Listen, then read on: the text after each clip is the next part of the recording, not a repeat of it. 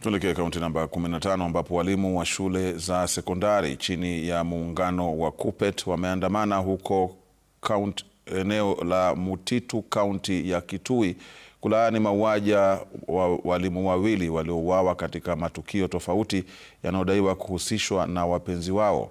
Mwalimu Helen Mutuvi wa shule ya upili ya Itiko anadaiwa kuuawa na mpenzi wake kwa kupigwa kwa kifaa butu akiwa njiani akitoka shuleni wiki iliyopita. Tukio hilo linafanana na la mwalimu Frederick Kasingila wa shule ya wasichana ya Mutitu ambaye pia anadaiwa kuuawa na mpenzi wake takriban miezi mitatu iliyopita.